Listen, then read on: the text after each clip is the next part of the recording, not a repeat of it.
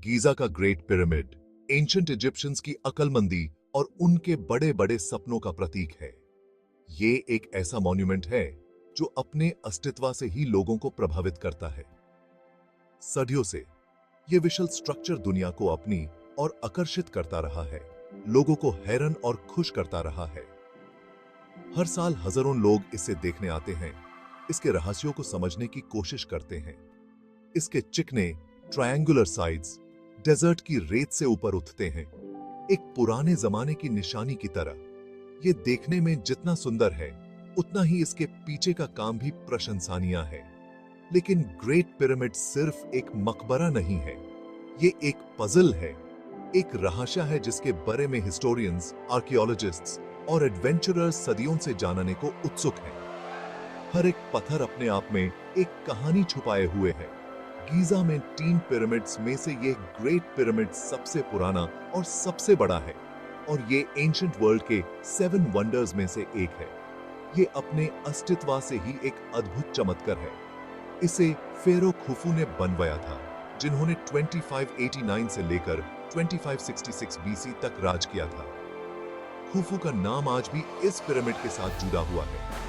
Pyramid originally 481 feet लंबा था, लेकिन इरोजन के कारण इसकी कुछ ऊंचाई कम हो गई है। समय के साथ इसकी ऊंचाई में कमी आई है, लेकिन इसका प्रभाव अब भी उतना ही है। आज ये 455 फीट लंबा है।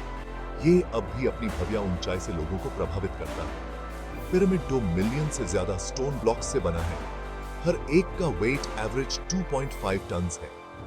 ये सोचना भी मुश्किल है कि इतने बड़े पत्थरों को कैसे एक साथ जोड़ा गया होगा। ऐसा अनुमान है कि ग्रेट पिरामिड को बनाने में 20 साल और 1 लाख लोगों की मेहनत लगी होगी। ये एक ऐसा कार्य है जो आज भी लोगों को प्रेरणा और आश्चर्य से भर देता है। एंशिएंट इजिप्शियंस को लाइफ आफ्टर डेथ पर विश्वास था।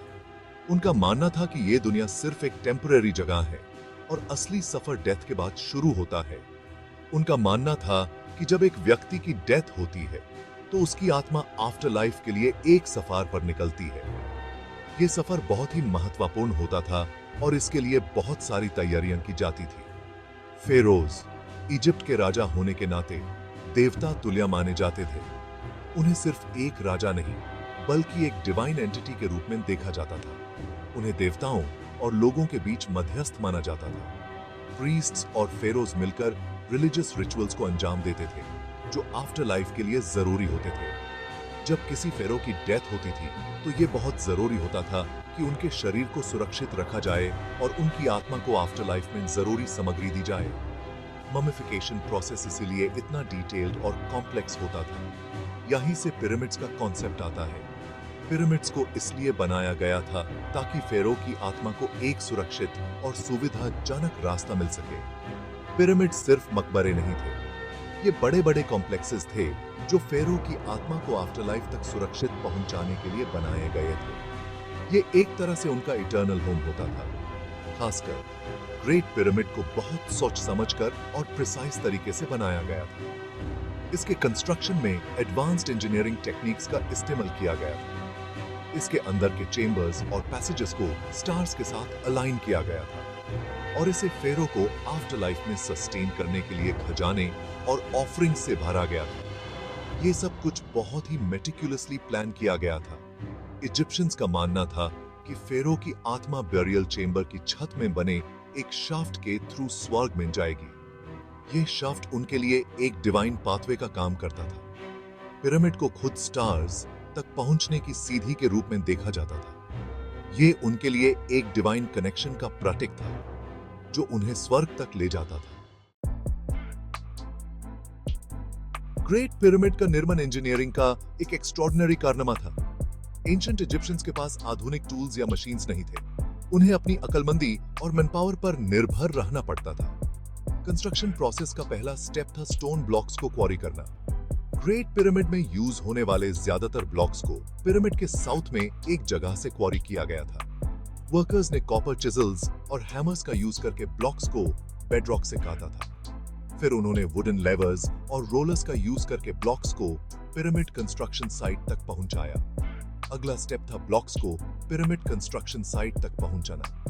ये एक मुश्किल टास्क था क्योंकि हर ब्लॉक का वेट एवरेज 2.5 टन्स था। वर्कर्स ने ब्लॉक्स को ले जाने के लिए रैंप्स, रोलर्स और लेवर्स का यूज किया। उन्होंने रोलर्स को लुब्रिकेट करने और भारी पत्थरों को आसानी से मूव करने के लिए पानी का भी यूज किया। एक बार जब ब्लॉक्स कंस्ट्रक्शन साइट पर पहुंच जाते थे तो उन्हें रैंप्स और लेवर्स का यूज करके ऊपर उठाया जाता था। वर्कर्स ने धीरे धीरे पिरामिड को लेयर बाय लेयर बनाया। उसने ग्रेट पिरामिड अपनी इनक्रेडिबल प्रिसिजन और एस्ट्रोनॉमिकल अलाइनमेंट्स के लिए प्रसिद्ध है।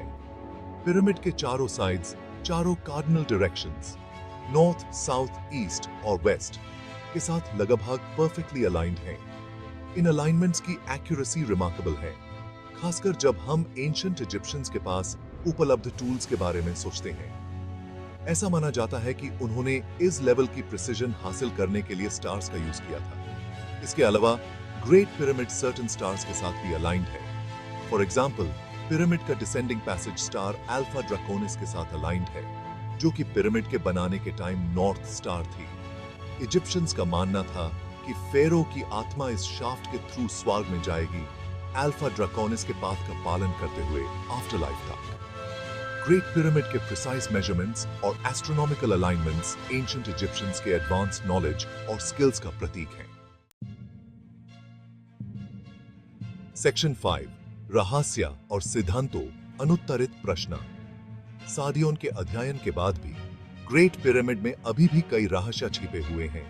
ये रहस्य इतने गहरे हैं कि आज भी विशेषज्ञ इन्हें समझने में असमर्थ हैं। सबसे बड़े रहस्यों में से एक ये है कि एंशिएंट इजिप्शियंस इतने मैसिव स्टोन ब्लॉक्स को कैसे मूव और लिफ्ट कर पाते थे। ये ब्लॉक्स इतने विशाल थे कि आज के समय में भी इन्हें मूव करना एक चैलेंजिंग टास्क होता। जैसा कि पहले बताया गया है, हर ब्लॉक का वेट एवरेज 2.5 टन्स था, जो कि एक छोटी कार के बराबर होता है, और कुछ का वेट तो 80 टन्स तक था। इतना वेट उठाना और इतनी ऊंचाई तक ले जाना आज भी एक इंजीनियरिंग मार्वल माना जाता है। जबकि हमारे पास रैंप्स और लीवर्स के बारे में थ्योरीज हैं, लेकिन इस टास्क का sheer स्केल अभी भी एक्सपर्ट्स को हैरान करता है। ये थ्योरीज पूरी तरह से समाधान नहीं दे पाती हैं। एक और रहस्य है पिरामिड के अंदर पाए जाने वाले सो कॉल्ड एयर शाफ्ट्स का पर्पस। ये एयर शाफ्ट्स इतने कॉम्प्लेक्स हैं कि इनका असली मकसद समझना मुश्किल है। ये शाफ्ट्स पिरामिड के बाहर से कनेक्ट नहीं होते हैं और उनका फंक्शन अभी भी अज्ञात है। ये एक और पहेली है जो अब तक सुलझा नहीं पाई है।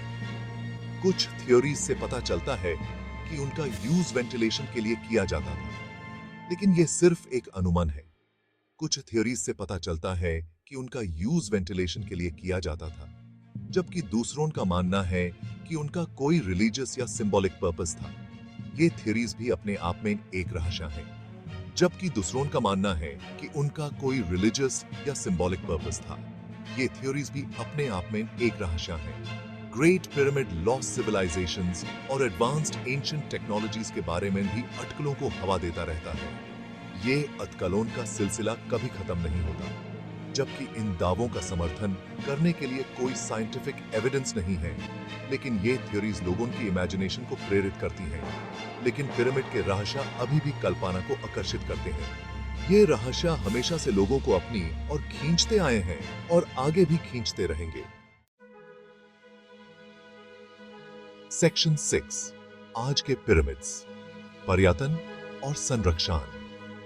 आज गीजा का ग्रेट पिरामिड दुनिया के सबसे पॉपुलर टूरिस्ट डेस्टिनेशंस में से एक है। दुनिया भर से लाखों लोग इसकी ग्रैंडियोसिटी देखने और इसके इतिहास के बारे में जानने आते हैं। इजिप्शियन गवर्नमेंट ने आने वाली पीढ़ियों के लिए पिरामिड को प्रोटेक्ट और प्रिजर्व करने के लिए कई मेजर्स इंप्लीमेंट किए हैं। इन मेजर्स में हर दिन पिरामिड के अंदर जाने वाले विजिटर्स की संख्या को सीमित करना और रेगुलर मेंटेनेंस और रेस्टोरेशन का काम करना शामिल है। हाउएवर, पिरामिड्स को अभी भी पोल्यूशन, इरोजन और वैंडलिज्म से खतरा है। आसपास के क्षेत्र का बढ़ता हुआ अर्बनाइजेशन भी एक चिंता का विषय है। इजिप्शियन गवर्नमेंट इन चुनौतियों का सामना करने और इस इनक्रेडिबल मॉन्यूमेंट के लॉन्ग टर्म प्रिजर्वेशन को इंश्योर करने के लिए इंटरनेशनल ऑर्गेनाइजेशंस के साथ मिलकर काम कर रही है। सेक्शन 7, फेरोज की विरासत, कल्चरल इंपैक्ट। गीजा का ग्रेट पिरामिड सिर्फ एंशिएंट इजिप्शियंस के इंजीनियरिंग prowess का प्रतीक नहीं है, ये उनकी कल्चर, बिलीफ्स और वर्ल्ड व्यू का भी प्रतीक है। पिरामिड ह्यूमन इंजेन्युइटी की पावर और एंशिएंट मिस्ट्रीज के इंड्यूरिंग अल्योर की याद दिलाता है। फेरोज की विरासत आज भी दुनिया भर के लोगों को फैसिनेट और इंस्पायर करती है। आर्ट और आर्किटेक्चर से लेकर लिटरेचर और फिल्म तक, पिरामिड्स ने मॉडर्न कल्चर के अनगिनत पहलुओं को प्रभावित किया है। पिरामिड की इमेज इंस्टेंटली रिकॉग्नाइजेबल है और ये आज भी वंडर और मिस्ट्री की भावना पैदा करती है। सेक्शन 8, निष्कर्ष, प्राचीन विश्व के स्थायी वंडर्स। गीजा का ग्रेट पिरामिड एंशिएंट इजिप्शियंस की अक्लमंदी, महत्वाकांक्षा और स्थायी विरासत का प्रमाण है। इसका निर्माण, इसके प्रिसाइज अलाइनमेंट्स और मैसिव स्केल के साथ आज भी हमें हजारों साल बाद भी हैरान करता है, जबकि हम शायद इसके सभी रहस्यों को कभी नहीं अनरेवल कर पाएंगे। लेकिन ग्रेट पिरामिड फैसिनेशन की एक वस्तु बना हुआ है और ह्यूमन सिविलाइजेशन की इंड्यूरिंग पावर का प्रतीक है। ये एक रिमाइंडर है कि समय और तत्वों के बावजूद ह्यूमन क्रिएटिविटी और इंजेन्युइटी दुनिया पर एक अमिट छाप छोड़ सकती है।